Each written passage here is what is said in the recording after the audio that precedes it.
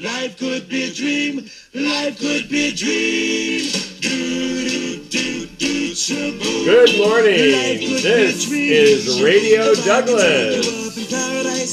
Good morning. Your announcers for today are Dr. Whitback, Mrs. Lorenaga, and the marvelous Mrs. Maciel. Good morning, ladies and gentlemen, and welcome to the show. Today is Thursday, May 7th, and the official Douglas time is 8:30 a.m. It is National Barbecue Month. It is National Camp T-Shirt Day. This is why I am wearing my camp T-shirt today. Excellent. That's a sweatshirt. I beg your pardon. It's a T-shirt with long sleeves. It's a long sleeve T-shirt. Excellent. Yep. I had to dig it out. It's a little wrinkly, but got to show my camp love. Excellent. I am very, very happy for your pride. Yeah. Mm-hmm. We will be saying every day what I don't understand how it can be so many different things. National, month. There should be one thing per month. I agree. I think May gets hit with so many because it's the spring and everybody's like, yeah, so let's make it celebratory. We'll find out in June. I have not moved ahead to the website, but oh man, how are you holding back? I know. You got to keep coming. All right. We wish a hearty happy birthday to Hunter Burke, Natila Rajarajan, sorry, and Aiden Whitney. Happy birthday. You share birthdays with the person that I have referenced already this week, Tchaikovsky. If you watched on Tuesday, you learned that Tchaikovsky was indeed alive at one point. Rudolph Valentino, who is a famous actor from the silent era, I think. And Robert Browning, the poet, and Gary Cooper, another actor. So happy birthday to all of you. Lots of famous people born on May the 7th. I think everybody that I referenced there are all dead guys. Dead guys. What, no women are born on May the 7th, huh? I'm gonna have to. I'll have to start digging. Pay more attention to that. All right, and now it's our Creative Kids segment with the.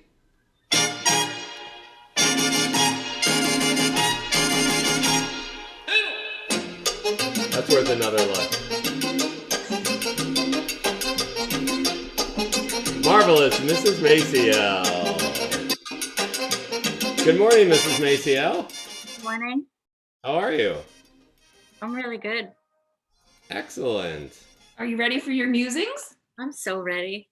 All right. We all have our pins on. See our pins here? I'm using pins. I think what I like best about this picture of me is that no filter. I just look like that. I wake up like that. And your whiskers are nice and straight. Yep. Bing. And you have a question mark next to your head. I'm riddling. Like from the moment I wake up, usually. So last week's puzzle winner. Well, last week's question. Oh yeah, sorry, I can't read it. We're in the way. Last week's puzzle was what can travel around the world while sitting in a corner, and the answer I was looking for was a stamp. Oh, yeah. Stamp. Honorable mentions were a globe and your imagination, which I really liked. That was my answer. Thank you. I was stuck on globe. I couldn't think outside of that. Stamps, obviously the right answer. Yeah. Looking inside the box for that one. And our winner. Inside the envelope. Outside the envelope. And our winner was? Greta Wellinghoff. Yay! She will be receiving a Two Things with Maciel pin. Hooray. Please look for the St. Bernard to deliver it to your house sometime between now and next November. What does that mean? We're delivering things now by St. Bernard from the Radio Douglas. Oh my goodness. How are we going to make that happen? That's right. Yeah. Today's Radio Douglas is brought to you by the St. Bernard, that cute and adorable dog that slobbers all over anybody who is in need of help. Do the Schmidts have a Saint Bernard? What do they have? I believe they do. So we can use their Saint Bernard to deliver the pins, perhaps. Yeah, exactly. Okay. Problem solved. Watch, that's really going to happen now. I know. All right, and are you ready for this week's riddle? I am. I'm very ready. All right. I belong to you, but others use me more often. What am I? And I need to give credit to Luis de Silva, Gabriela and Felipe's dad. He sent me this riddle. Awesome. Yeah. And I liked it so much, I decided to share it. Go ahead and email me your fabulous answers at douglaspuzzler@gmail.com. And there it is, right on the screen. I'm stumped. I'm thinking. Yeah, you got me to be quiet. It took me a while. Very good. Tell me the answer. Right back. I belong to you, but others use me more often. What am I? What am I? Not who am I? Right. There's so many things that it's not. There's a lot of things it isn't, and that's part of solving the riddle, right? Yeah. Not your pants. I was going to go with socks.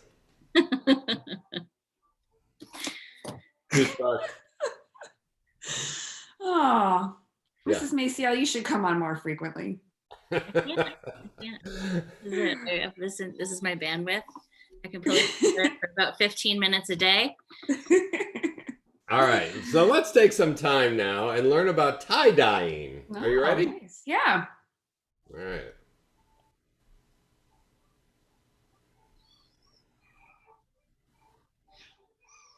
Oh, we got to turn the volume on. Here we go. Water.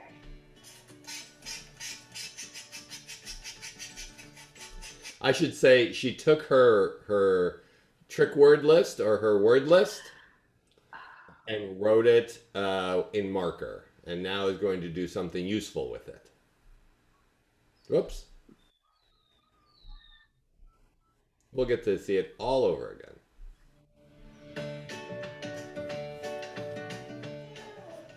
So I wrote some sight words, and now I'm going to spray it with water.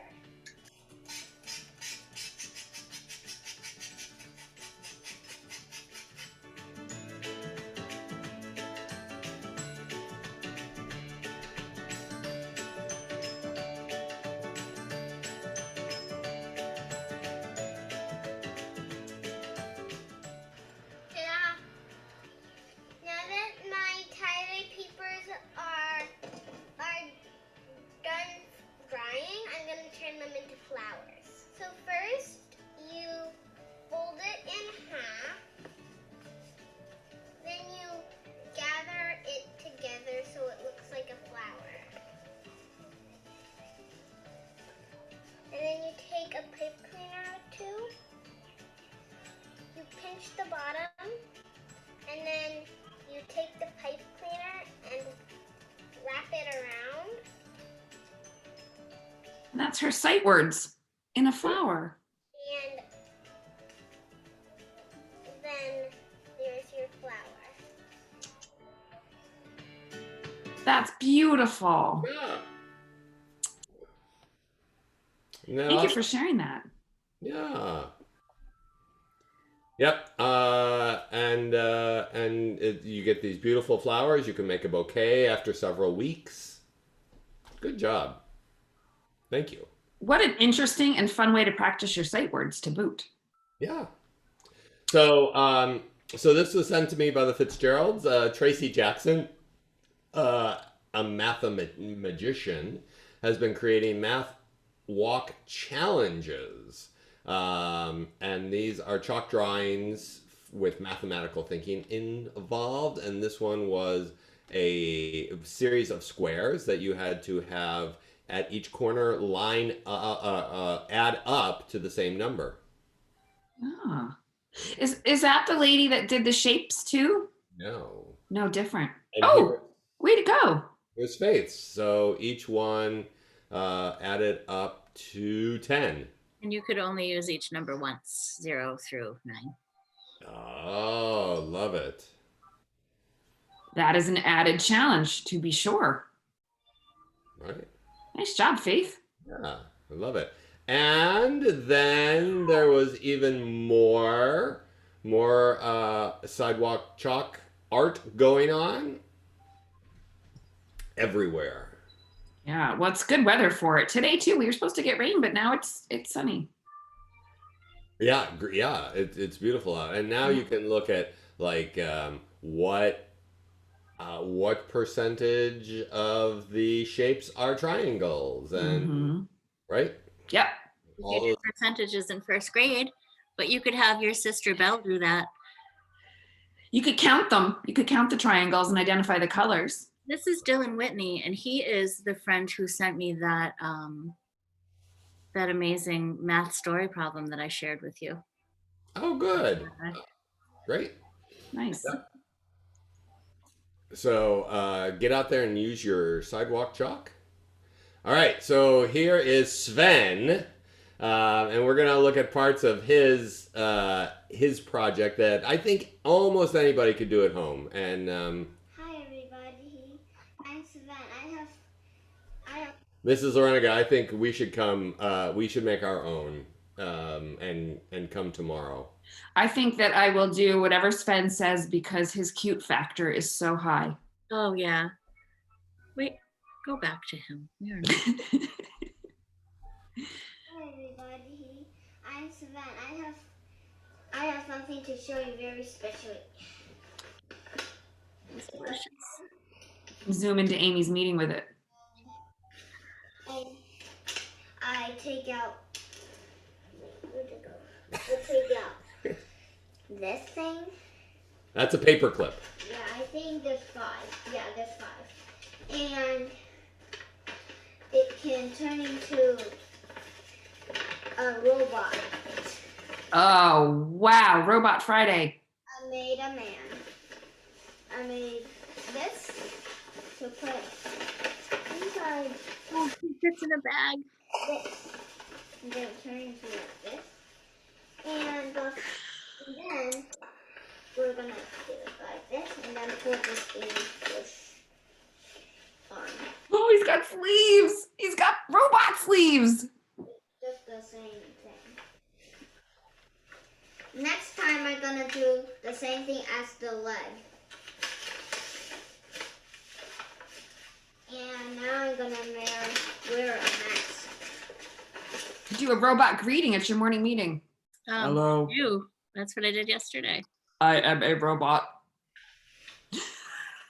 Ben was wearing that headpiece at my meeting yesterday. I bet that made for a very exciting and fun morning meeting for those firsties, huh? Yeah. Adorable and creative and wonderful, all wrapped up into one. Thank you, Sven. Yes, and watching it once again, I realized that I would have to have like a lawn trash sized paper bag in order to wear it. So maybe I'll just do the headpiece. This day in history, Ludwig van Beethoven's Ninth Symphony premiered in Vienna. Wow. So yeah, 1824, and Tchaikovsky was 2 years old Whoa. when that happened.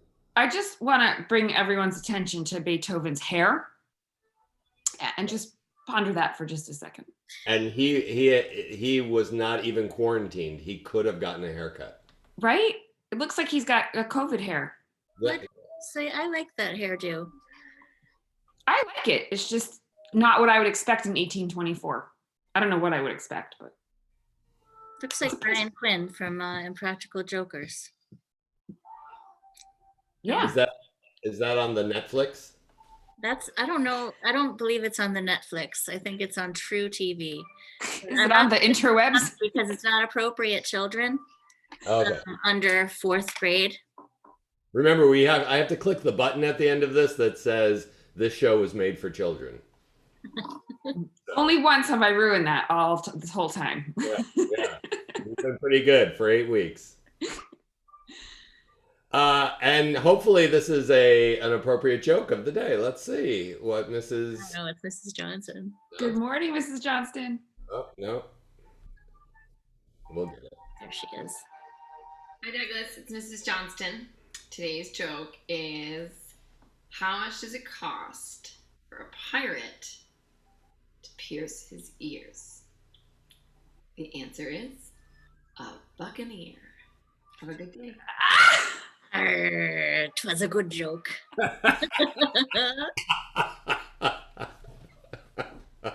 A buccaneer. Humor is good. I like it. Love it. The Douglas teacher joke of the day. Thank you very much. And I have to say how much I appreciate the giggles that they provide us. So stay tuned and see who's going to tell us a joke tomorrow. And it's nice to see all these teachers' faces every day. Thanks, guys. Isn't it? Yeah, really, really it is. All right, yesterday's trivia question is, what is the longest river in the world? The Nile River is the longest river in the world. It passes through the countries of Tanzania, Uganda, Rwanda, Burundi, the Dominican Republic of the Congo, Kenya, Ethiopia, Eritrea, South Sudan, Sudan, and Egypt. That's a lot of countries for one long river. Yeah. Well, that's because, you know what? It's the longest river in the world. No denying that. We worked that all afternoon yesterday, so please applaud at home. Yeah, that's true. All right, today's trivia question and answer. What are the names of the 3 branches of the U.S. government, and what is each branch responsible for? All right. Exciting. Some civics trivia for us. Yep, making you learn, sneaking it in. Love it. Thank you for coordinating that, and thank you, Mrs. Maciel, for your puzzle. The link will be down here later today, and send them in. I think Mrs. Maciel has a whole staff now reading the puzzle entries. So each week there's been more entries, and yesterday it took me a while to get all of the names into an envelope that I picked out of here. It was like 100 little scraps in there. Not 100. There's like 22 scraps in there. Wow. You're picking up some speed with your riddling. Yep. That was 22 correct answers. Yeah. Yeah. Wow. Yeah. Amazing. All right. Did you know something entirely thought-provoking for you, Mrs. Maciel? A writer is a person who has solutions for which there are no riddles. I'd have to think about that. Right? That was by contrarian, so immediately I'm like, I don't think so. Yeah. That was by Gregory Nunn. And Google Gregory Nunn and find out who he is, because I really couldn't. So there's my riddle for you. And with that, I would love you to have a thievishly theocratic thimber-gigging Thursday. Thimberler-gigging is actually a word. And what does it mean? Well, stay tuned tomorrow and we'll tell you. All right. Come back tomorrow, guys. Happy Thursday. Get outside.